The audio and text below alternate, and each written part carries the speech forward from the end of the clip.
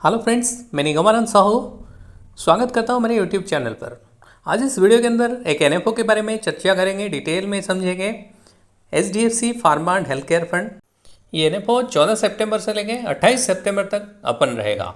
इस वीडियो में हम डिटेल में चर्चा करेंगे इस एनएफओ में इन्वेस्टमेंट करना चाहिए या नहीं करना चाहिए, इसमें कौन से स्टॉक होंगे, इसका फंड मैनेजर कौन रहेगा, इसमें क्या होराइजन होना चाहिए, डिटेल में चर्चा करेंगे। इससे पहले आपने अगर मेरे चैनल पर पहली दफ़ा आए हैं तो मेरे चैनल को सब्सक्राइब जरूर कर लें।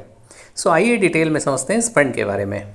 आने वाले समय में फार्मा और हेल्थ केयर सेक्टर में तेज़ी रहने का मेजर 3 रीज़न है कि डोमेस्टिक स्पेंडिंग जो है वो आने वाले समय में बढ़ने वाला है, क्योंकि एल्डरली पॉपुलेशन जो है, हमारा एल्डरली पॉपुलेशन बढ़ने वाला है आने वाले समय में। साथ ही साथ लाइफ एक्सपेक्टेंसी बढ़ रहा है। जो पहले ज़माने में लोग 50 साल 60 साल तक जीते थे, अभी 70-80 साल तक जी रहे हैं। जो डिजीज़ पैटर्न वो चेंज हो रहा है। और सेकेंड रीज़न है एक्सपोर्ट अपॉर्चुनिटी। ग्लोबल बड़े फार्मा कंपनीज जो हैं वो इंडिया से आउटसोर्स कर रहे हैं। सो इसके चलते तेज़ी से ग्रो करेगा। साथ ही साथ इंडिया एक मैन्युफैक्चरिंग लीडरशिप है फार्मा सेक्टर में, जो कि आने वाले समय में तेज़ी से ग्रो कर सकता है ये सेक्टर। सो मेजरली अगर एक हेल्थ केयर एंड फार्मा की अगर डिटेल की बात करें, इसमें मेजर 2 सेगमेंट रहेगा Indian health care and pharma में। एक तो फार्मा रहेगा, दूसरा रहेगा हेल्थ केयर सर्विसेज। फार्मा के अंदर डोमेस्टिक फॉर्मुलेशन रहेगा, एक्सपोर्ट जैसे यूएस वगैरह में एक्सपोर्ट होता है जेनरिक दवा, और तीसरा जो है contract development of manufacturing organisation. और हेल्थ केयर सर्विसेज में 3 मेजर कैटेगरी आ जाता है। एक तो डायग्नोस्टिक्स कंपनीज हो जाता है, और उसके अलावा जैसे हॉस्पिटल चेन हो गया, उसके अलावा रिटेल फार्मेसी हो गया। सो अगर हम देखें फार्मा सेक्टर, फार्मा और हेल्थ केयर सेक्टर के अंदर एक वर्ल्ड डाइवर्सिफिकेशन भी देखने को मिल सकता है।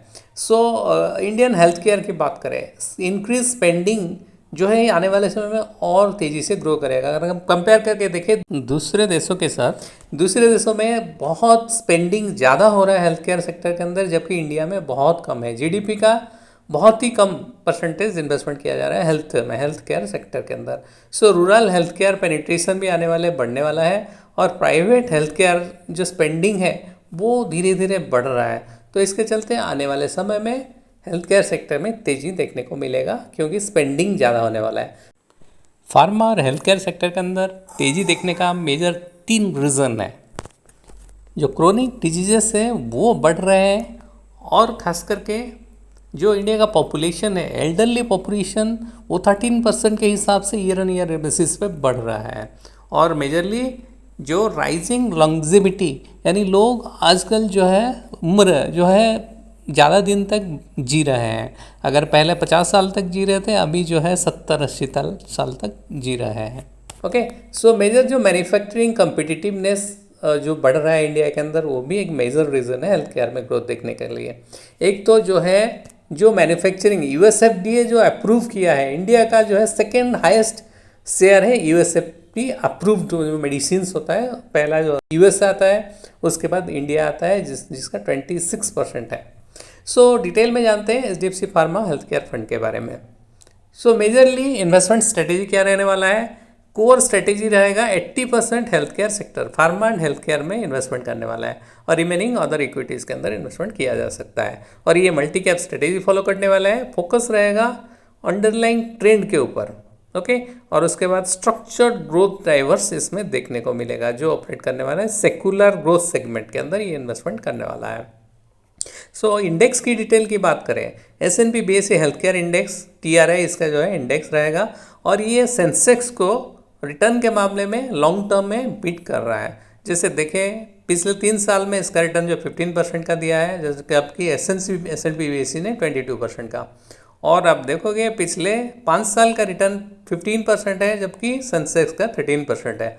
और आप देखोगे लगभग 15 साल का रिटर्न 14.3, जबकि सेंसेक्स का 12.3। ओके, सो मेजरली जो S&P BSE health care index है उसका बेंचमार्क है, उसके अंदर अगर हम कैटेगराइज करें, डिफ्रेंशिएट करें, उसमें फार्मा जो है 71 स्टॉक्स है, उसका वेटेज है 76% इस इंडेक्स के अंदर।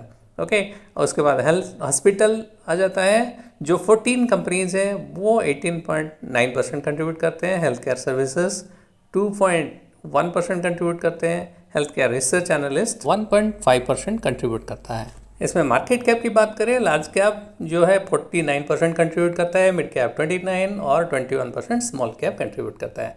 सो why invest in this fund, यानी why you should invest in HDFC pharma and health care fund. So majorly domestic health care spend बढ़ रहा है due to longevity, low penetration and elderly population grow कर रहा है, और rising chronic diseases, जैसे जैसे क्रोनिक डिजीजेस बढ़ रहे हैं उसके चलते फार्मा में तेज़ी देखने को मिलेगा। और growing share of Indian companies, जो यूएस सेगमेंट में जेनरिक दवा मिलता है यूएस का, इंडियन शेयर बढ़ रहा है। और साथ ही साथ इंडियन फार्मा कंपनी जो है, जो पिवटल रोल प्ले कर रहे हैं ग्लोबल इनोवेशन थ्रू CDMO, और ख़ास करके इंडिया जो है लीडर है मैन्युफैक्चरिंग के लिए। फार्मा का जो मैन्युफैक्चरिंग ज़्यादा इंडिया में होता है, और ये USA अप्रूवल जो है सबसे ज़्यादा, US के अलावा सेकेंड लार्जेस्ट कंट्री है जिसको सबसे ज़्यादा जो है USFD का अप्रूवल मिला हुआ है मैन्युफैक्चरिंग के अंदर। सो फंड मैनेजर की बात करें, मिस्टर निखिल माथुर जो है इसका फंड मैनेजर है, सीनियर इक्विटी एनालिस्ट है, जिनको लगभग 12 साल का एक्सपीरियंस है, और 8 साल इक्विटी रिसर्च में और 4 साल जो है अदर कॉर्पोरेट रोल में। सो HDFC म्यूचुअल फंड में उन्होंने सितंबर 2021 को ज्वाइन किया है, और इनका क्वालिफिकेशन MBA किया है, इन्होंने फिनांस के अंदर MBA किया हुआ है। फंड की डिटेल की बात करें, ये एक ओपन एंडेड इक्विटी स्कीम रहेगा जो इन्वेस्टमेंट करने वाला है pharma and health care companies के अंदर। सो इसका इन्वेस्टमेंट ऑब्जेक्टिव रहेगा लॉन्ग टर्म में कैपिटल अप्रिशिएशन, और इसका बेंचमार्क रहेगा S&P BSE health care index. और मिस्टर निखिल माथुर रहेंगे इसका फंड मैनेजर। इसमें दोनों रहेगा, डायरेक्ट एंड रेगुलर प्लान दोनों रहेगा, और इसमें इन्वेस्टमेंट जो ऑप्शंस रहेगा जैसे कि ग्रोथ, इनकम डिस्ट्रीब्यूशन कम कैपिटल विड्रॉल। NFO पीरियड में आप मिनिमम 100 रुपये में इन्वेस्टमेंट करके अपना इन्वेस्टमेंट जर्निंग स्टार्ट कर सकते हैं। और इसमें एग्जिट लोड की बात करें, अगर 1 साल के अंदर आप एग्जिट करते हैं तो आपको 1% का एग्जिट लोड लगेगा, और उसके बाद करते हैं तो कोई भी एग्जिट लोड नहीं लगने वाला है। सो ये फंड जो है ये एक थेमेटिक फंड है। सो इस फंड के अंदर इन्वेस्टमेंट करने से आपको वेरी हाई रिस्क हो सकता है।